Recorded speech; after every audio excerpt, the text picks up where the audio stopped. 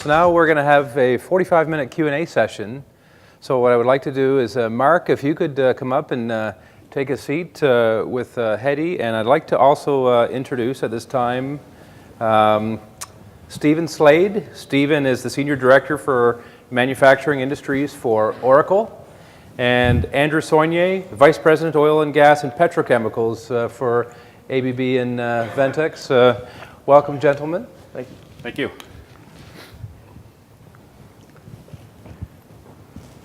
And James, my good friend from ARC at the back of the room, has got a microphone. So what we'd like to do, please sit, everyone. Yeah. So what we'd like to do is, if you have questions, please stand. Just state your name and your company, and ask away. We'd love to hear from you. We had a couple of really good stories. Two drastically different industries. One.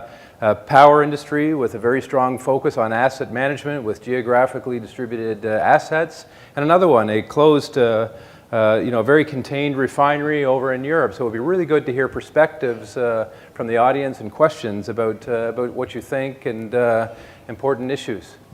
So who's going to go first?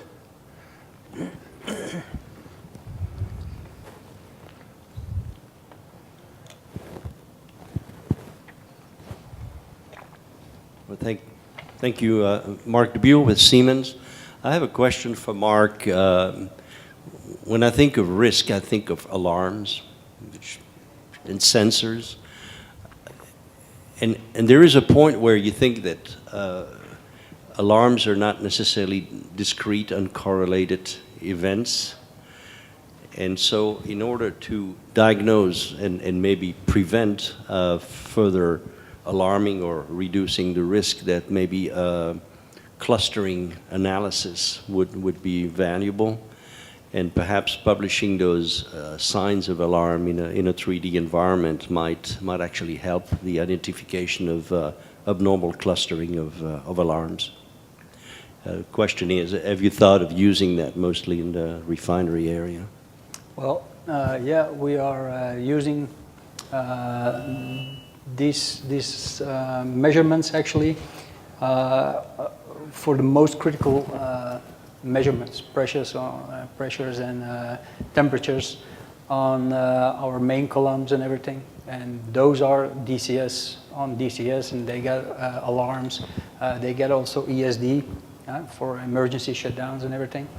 But the part that we collect with for the outside operator is actually to try to measure actually fouling of changers, for example. Vibrations also, we can bring them into DCS, but if you can find a solution for very expensive instrumentation and everything, and with this, it is a little bit cheaper, for example, to bring also the data into, and we make it also actually possible to follow up into our data historian. That's the main reason why we do that.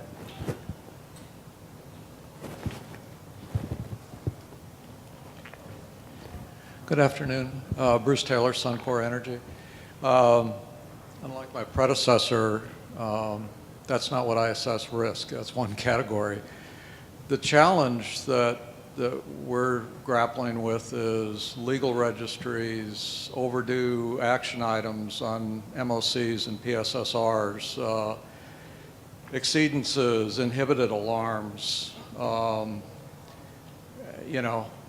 We have a multitude of things coming from a multitude of sources that all, not only just process safety management perspective, but are literally risks for your license to operate. And if any of you are doing any work or anything with respect to the concept of a risk registry. So is that a question for Stephen or Andrew? Anyone. I'm just, we're grappling with it, I'm working with it, and I'm just looking for ideas on what people might be doing. Yeah, for me it's the same.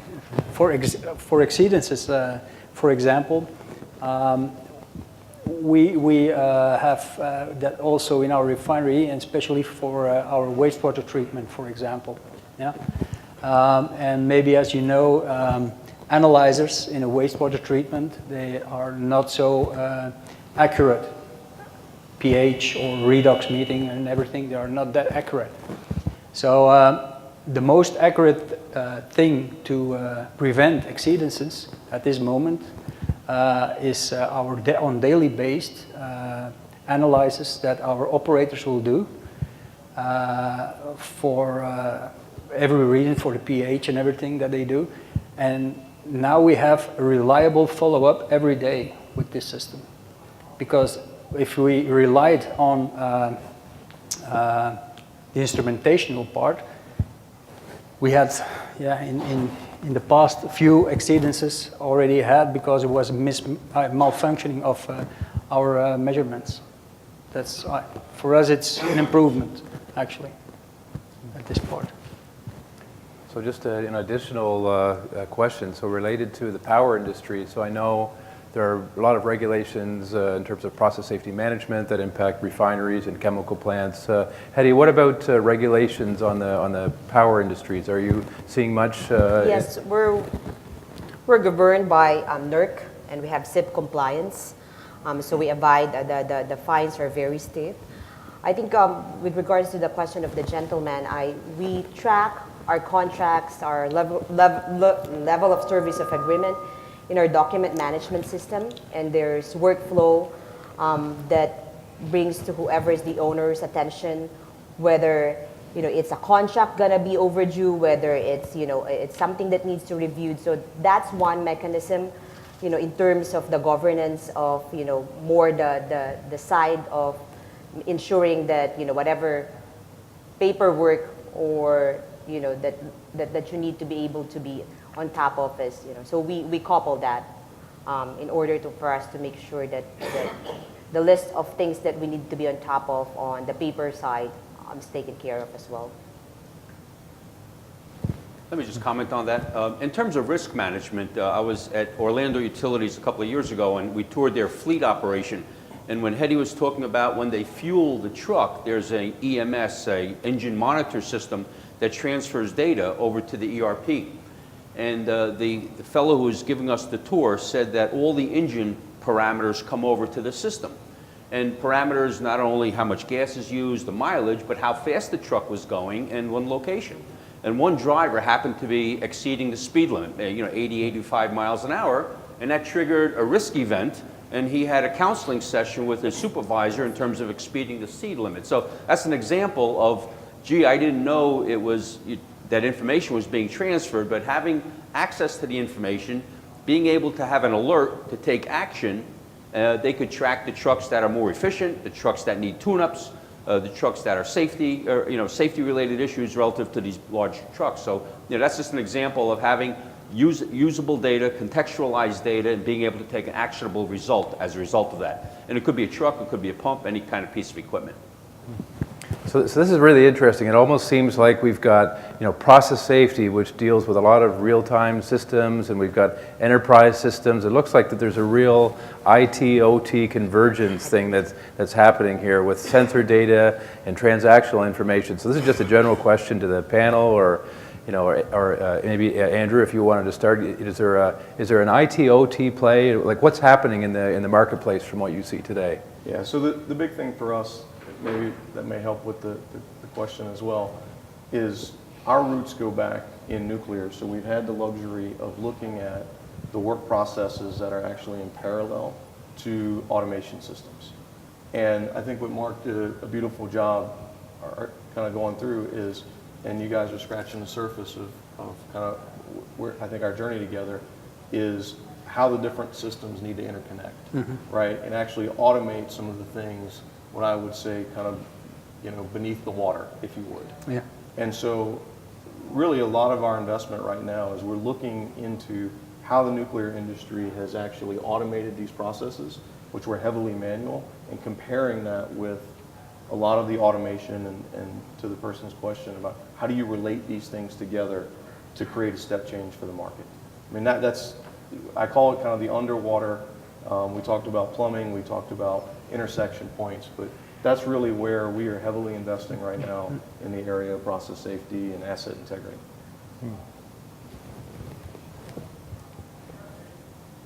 Any other questions? Lee. Lee Richards, Owens Corning. Something you said, Peter, got me thinking. From an integrated risk standpoint, I'd like to ask the panel how you're dealing with integrated risk. So by that I mean, just as an example, I may have ball tires on my car and have a rear-wheel drive, right? And there's a certain level of risk if it's raining. Don't have as much traction, could get into an accident. And maybe I drink coffee in my car separately, right? Hot coffee, spill it on my lap. Again, could have something untoward happen. How you would evaluate each of these individual risks is a certain way. But if I'm on a slippery highway in Atlanta, let's say tomorrow, and both of those things happen together, the impact would be significantly higher than any one of them individually. How do you address sort of integrated risk from evaluating individual risk standpoint? I think a lot of those issues are coming up with HAZOPs and LOIPs. I think they are coming up. We do it approximately every year is a few units that we totally screen on every action that might have happened or could have happened. And those issues are the same as you are mentioning. What happens if my tire is bald, and what can happen if I slip, or if it's raining, or is it ice? So those things are coming up in a HAZOP mostly. That's things we have to do. It's mandatory, actually. Risk is definitely cumulative. It's two very simple events. I'm sure many of us spill coffee, or many of us drive on icy highways. But when you accumulate those risks together, they can become catastrophic. We work with companies that are doing simulation exercises to be able to weigh what the probability of those to occur is. And they stack on top of one another, and you can see what the Monte Carlo event simulation would look like of the stacked situations. So you have 1 in 100 and 1 in 100 and 1 in 100. If you study how the Titanic sank, basically it was 5 very small events, but you put them on top of one another, with the captain getting the iceberg warning, and the ship wanting to do the 25 knots and cross the ocean in record time, and the ice flow came south. All of those are manageable by themselves, but when you stack them on top of each other, again, simulation exercises, you can see what the event, the probability would occur. The key is to track each one of them separately and to monitor your data. So in the event they go out of alarm, you should not be talking on your cell phone, not be texting. They say texting is worse than driving drunk. You put all those together, and sure enough, an accident is bound to happen. Yeah. Sorry. No. Just want to piggyback on what Steve said. In the ERP system, there is a concept of the failure family tree. So like he said, you have to be astute about the different parts and compositions of what can make up a catastrophic event. So you can lay out the lay of the land in terms of these are related parts, on a turbine, so that that if this malfunction, you can replace this. But if these two malfunction in the family tree, it's more catastrophic, and you probably need a replacement rather than a repair. So those are enabled by our system as well, to understand which belong to the category that relates to each other, and which can couple that when both of them are, malfunctioning, that it's a more catastrophic. So to answer your question, systematically you can track that as well. I have a good example. Florida is known for storms and hurricanes. And all of a sudden, Orlando Utilities has a couple of weather people on their staff watching the weather. And the eye of the hurricane is coming right over Orlando. One model has it going to New Orleans, but sure enough, was it Hurricane Charlie or one of the big ones 5 or 7 years ago? Eye of the storm came right over Orlando, took out all the power. Okay, again, a worst case scenario, everything just worked out, took down all the power lines, and now Orlando Utility has to start from ground zero. So how do you respond to a natural disaster? That's really what happens. In this case, is a natural disaster. How do you begin to rebuild the infrastructure? So you start with the core at the fleet center. People have housing, they have clothing there, they have generators, and they just start building out, right? But as a result of that, now you have a canopy program in place where you cut back trees on the wires because you found out the reason for the power outage was the trees coming down on wires. So they put a series of programs in place that the tires are constantly inspected. To go back to your example, tires are constantly inspected, and no driver is allowed to have hot coffee in their car because they spill it on their laps and cause accidents. That's really, in so many terms, what you've done as well. Exactly. Emergency generators, backup power, you have crews coming in from out of state, and you brought the state back up, the city back up within a week or two. Right? So this is really, a complicated issue, like aggregation of, and the integration of risk, like, Lee brought up, So Hedy and Mark, you've done some successful projects to bring together information about assets and activities. What's your recommendations on getting started if some folks in the audience were contemplating getting forward with a risk management or an asset management program? Well, the first thing is what happened many years ago in the beginning of the refineries. It often happens that if there has to be worked out a change or an adjustment on a pipeline, they grabbed a piece of chalk and they signed it on the floor and they say, okay, I know if we can do it this way or that way. And then you are actually firefighting. And those things are not even thinkable at this moment in a refinery. If you want to make a change, you have to put in a bill in our refinery, and management is going over, our process engineers is going over, our operation manager is going over it, and every single point has his perspective of his input to prevent actions like driving around with a bald tire. Those things are very important in a refinery. Hedy?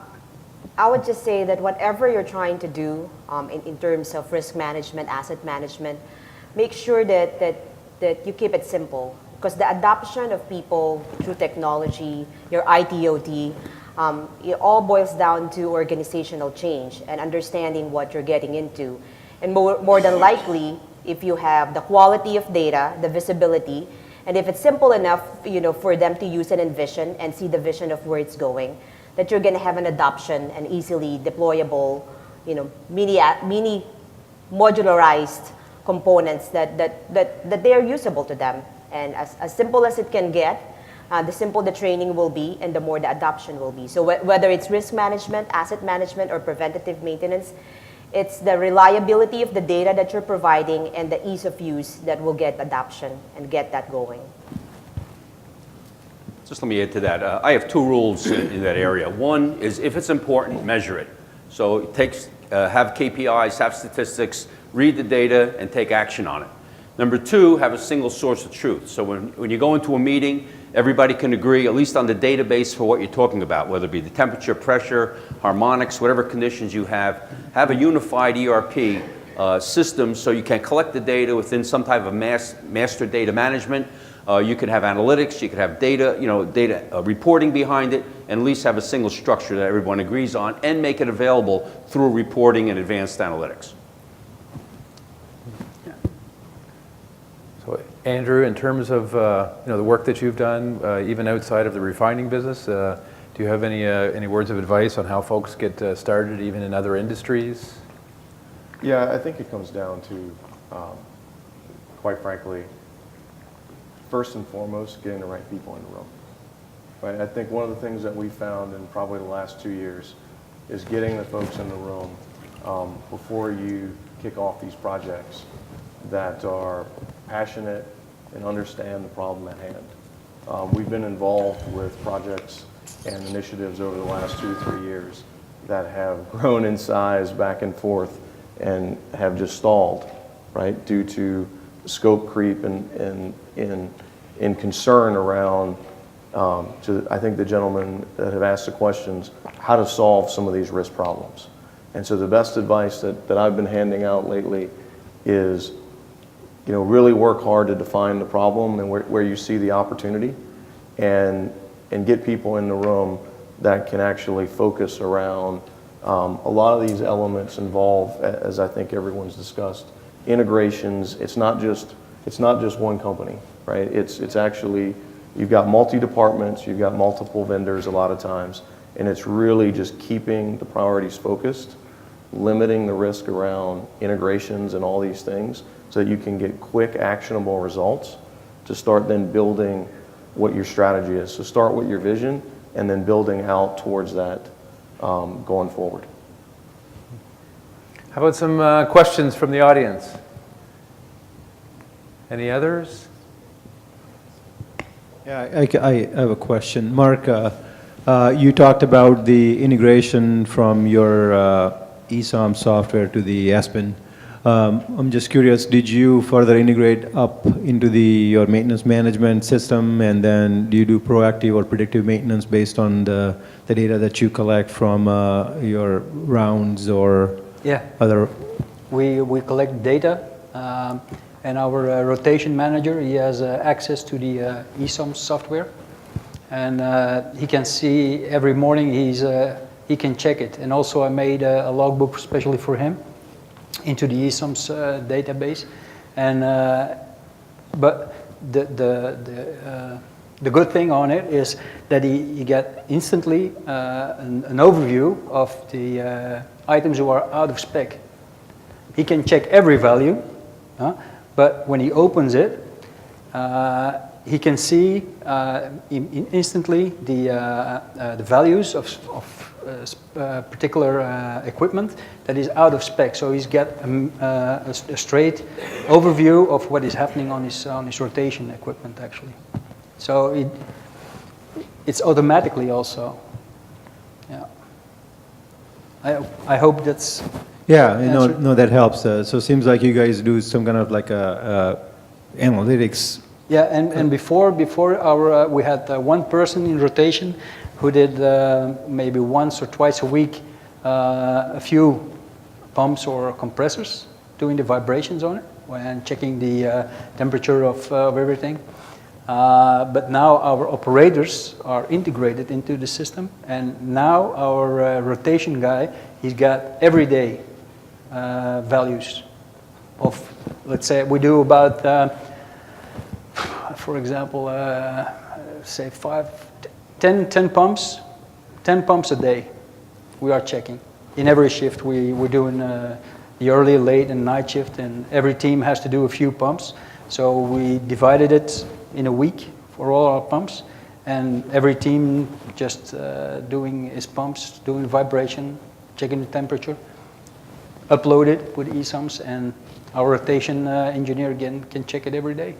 And also with the historian, he can go back. And the interesting part is that all those tags are also transformed into AspenTech, so he can compare with other data from the previous train or the train after the pump, whatever. So he can compare every data, so even DCS or from ESOMs. He can compare it in AspenTech actually. So like many technology solutions, one of the challenges seems like justification is always a big part of it. And as much, folks have got great ideas in doing projects for their respective companies, and often there's many cost pools that you'll go after in order to get buy-in internally. How did you justify your projects? Because Mark, you've got this great program to integrate field data, and Hetty, you've expanded your Oracle footprint through JD Edwards and related connectivity. Like how do you justify these types of investments? I think the main thing is ownership. I think ownership of our operators, to bring them together and hold the team. Before they were operators. They running around manipulating valves, collecting data on paper, but they were not involved in all the process. And now they are involved in it. And what we also see that they even if they see an obstruction or somewhere, they will do automatically on their own an extra measurement for that reason. And that was enough to take this program for us. How about you, Hetty? How easy was it to justify that? Well, I'm from a municipal utility, so you can just guess that it's not easy. We go through several gyration, but the bottom line is if there's value and business value and that we can deliver to our customers that would also provide a return on our equipment and enable us, to facilitate future expansion in terms of, the use of that technology, and that we can show the ROI and how much we're going to be able to benefit from, future projects that we're going to put in place and the infrastructure that we have. Like AMI is not a cheap investment, but it has many, many returns, and everybody's going to the smart grid. And it positions the company very well in terms of adapting to future technologies and the Internet of Things. And the visibility of that and to become a digital disruptor among our peers is also a good incentive for us, so that we're ready in case of deregulation, as well as we're enabling our customers to be able to have the efficiency that they deserve. Good. So you mentioned the Internet of Things, and I'm hearing about the Internet of Things all week. So there's a lot of disruptive technologies, and sometimes these are buzzwords: cloud computing and Internet of Things and analytics, big data, social and mobile. So there's a whole lot going on there in industry. So in terms of what you're seeing with your industries, what is the most fundamental game-changing technologies that are helping you to do more? Let me jump on that one. I think the connected car is probably one of the most exciting things. It came up at the Consumer Electronics Show in Las Vegas, and Andy Chada showed it at the opening keynote today. But they said the dashboard is going to be the next new device. Everybody has the wearable computers and the mobile computers, the PC computers.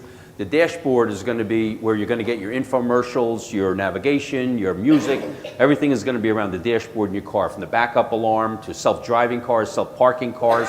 So they're using that whole database. I heard there's 50 million lines of code going into the cars next year. And at the auto show in Detroit, Mercedes had their self-driving car, and I've actually seen the self-driving car at the Google headquarters out in California. 500,000 miles that they recorded on a self-driving car in California at night without an accident, just to give you an idea. So I see that as the accumulation of information on the self-driving vehicle, takes care of warranty analysis, service analysis, location analysis.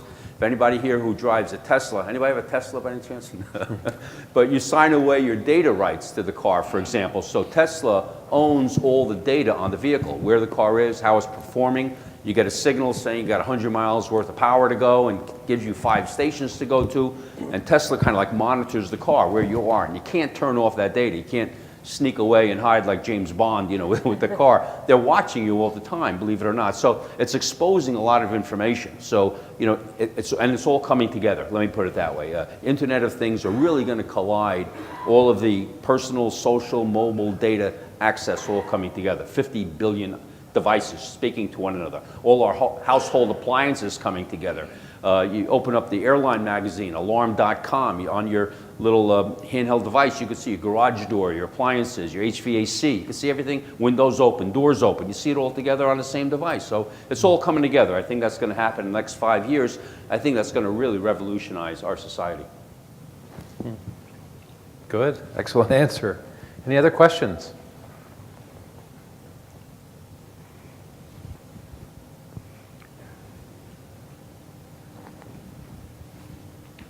I'm Paul Hendricks from MaxGrip. I have a question for Mark. Before we are talking about risk management, critical assets. You obviously know where to measure and where not to measure, so what's important and what's not important. Can you elaborate a little bit on how you made these decisions, on where you put your attention? Do you apply something like an FMECA or an RCM study before you actually decide what is critical and what's not? Well, it's actually a collaboration with a whole team. We put all the round. It's not myself that I decided where and what to measure.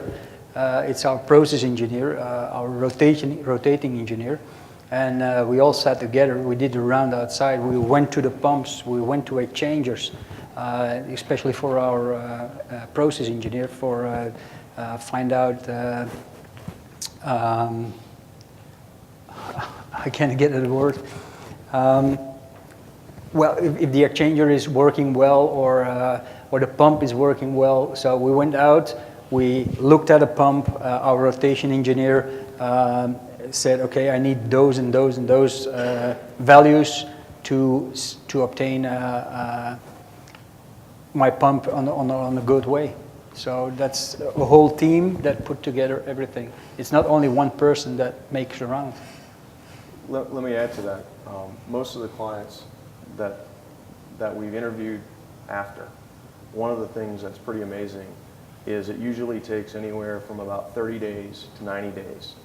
And what they didn't have on paper in their, let's call it their pre-meeting, when they put the smartest people in the room together and said, this is what we think we need. Until they really have the data and it's in front of them and it's about 30 days old, to say, why did we have a field operator actually checking this motor for this twice a day? And they say, I only need that once a week. We've done a lot of front-end business case stuff with clients, but some of the most remarkable results have been the post-analysis, where assets have been sold and a new management team will come in and ask for the justification.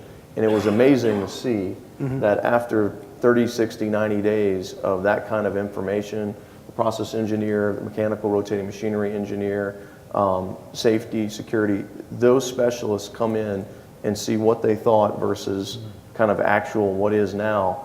They change the flow of how their field, to be broad, their field technicians use go through their steps and their processes. So you can do a lot of thinking up front. Sometimes you finally just have to carve out a pilot project and just do it and get those results and move forward. But that happens with all the rounds, actually. In the beginning, you think, because you haven't had the information before, and then you make a round and you think from, okay, how many times are we going to measure it to get a good evaluation? And then after a while, after maybe 1 month, we can say, okay, we reduce it. We say not every day, but twice a week, for example, to get a good evaluation. So it's always in a progress mode. There's a lot of reluctance when it's on paper for anyone, even if they've been in the plant, facility, upstream, what have you, to really make changes until they have the data. It's really hard when it's on paper. And I was with someone the other day, brand new fresh process engineer. They didn't feel comfortable making those changes until they really had the data for about 60 days. And then immediately after that, could fine-tune the tasks, change the activities that their organization was doing to make sure they were doing the high-value activities versus a new technician coming in and just doing everything to check all the boxes on the paper. That's a simple example, but so. So what do we think is going to happen next? Now that you've made significant advancements, what are the opportunities going forward in both of your industries, Hetty and Mark? I think Stevens described it very well, the Internet of Things. With a smart grid, I can see, people having dashboard, to control every single appliance in their house, knowing what consumption each one, so you probably would not use the microwave if you can use a toaster. So it's just an enablement of understanding, and there's going to be massive amount of data and analytics that will come out of it to provide efficiency. Now that we have those highly efficient appliances, there's going to be quadrupled in efficiency, because now it's very visible. It's going to be right at your fingertips. When you use one, you'll be able to know and see on your dashboard, down to a 15-minute interval, how much consumption you're using. So it's just the understanding of what's available out there, and the progressiveness of information is what's coming out. So what your utility is becoming, rather than just a commodity supplier of electricity, you're really becoming a trusted advisor. Some of the programs that you have in terms of efficiency use, use this appliance at a certain point in time, appliance replacement, appliance recommendation, Orlando Utility is now not just a person that sells electricity, but now you're becoming a consultant also for your consumer as well. And that's a different value approach. And just to go back about 5 minutes ago in terms of, I think a question came off the floor, a source of information for better reliability statistics or consultation, we've been using some of the insurance industries. We look at some of the big insurance carriers, and I'm sure many of your plants pay hundreds of thousands, if not millions of dollars in insurance premiums. And the boss comes down and says, why are we spending $10, $20 million a year on insurance coverage? And then the insurance carrier comes down and says, well, you have these very high-risk areas, dangerous machinery, rotating machinery, the chemicals that you have in your plant, the processes, the size of the trucks, guys going 80 miles an hour, some of these examples. The insurance carriers who can underwrite a lot of your coverage are a good example and source of areas where we could reduce the risk. So they may come in and do a reliability study, and they say, we'll cut your premium if you get rid of those very hazardous chemicals that you have in that storage area. So here's where companies start outsourcing some of these dangerous activities or high-risk activities, I could use the same words, and to be able to lower your premiums and to outsource it to somebody who's in better control of those variabilities. Yeah, maybe for us in the refineries, now we are busy also with developing or searching for a program. As you know, for a turnaround, it is also a very risky business, a turnaround. For example, the spades that are putting in and putting out on equipment, it's very hard to track. Most of our companies, we use a big dashboard paper with all the spades on, and everybody has to sign inside in the control room. Was it in, was it out? Another one has to go checking it, then double checking it. So it's a lot of work to do, and a lot of time that we'll lose during a turnaround actually. So the next thing in our refinery is now to digitalize our permits, and also for the spade list and everything, so that we can have a follow-up. Also for the permits, for example, now it is all on paper, but to find out how many people are running around in your area, it's very difficult. We tried a lot of things with marking on a map and say, okay, I'm from that company, I'm now working here, but then at the end of the day, they forget to pick it up. The next day, it's still on. So it's very difficult. So now we are working in that direction, actually. The automated tag out, lockout. Yeah, something like that. Yeah. Yeah. Okay, we've got about time left for one more question, and then some parting comments from our great panel. Any more questions from the audience? Stephen, do you want to start any recommendations I think, going forward? Risk is controllable. They say accidents happen, but accidents can also be prevented. And I think as smart business operators, we all have a responsibility to look at the things that happen around us.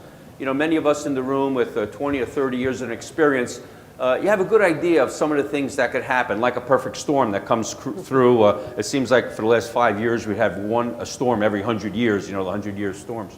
So, being able to have a plan B, a mitigation strategy in place, being able to have a command center, good control of your data, and being able to inaugurate a mitigation plan, I think is really critical to risk avoidance. I think the risks are just going to be exponential with the technology advancement and the Internet of Things. So it behooves us to be one step ahead to making sure that whatever implementation that we're doing out there, that we assess the variability and the potential for risk and how to mitigate them. So it's always incumbent upon us to be able to be thinking ahead in terms of our projects when we deploy anything, and as technology advances, the risk advances as well. So it's an equal opportunity. So it behooves us to always be thinking about how to mitigate it and to make sure that we're managing our assets and the preventative maintenance aspects of it. Thanks, Hedy. Mark? Yeah, for us, we have always, before we start with something, we have always one thing in mind, and that is there is no substitute for safety. That's the main thing that happens. So keep that in mind, and I think, yeah, it's very important for operational risk. No substitute. Andrew? Yeah, so I think for me, first and foremost, thanks for having this topic, right? I think it's extremely encouraging just to see the level of dialogue in this area. I think that as vendors, it's our responsibility to actually make sure that we provide infrastructure, technology, solutions, pull it all together so that y'all can solve the problem at hand. So keep the feedback coming. Everybody, thanks very much for the session, and please join me in thanking Andrew and Mark and Hetty and Stephen.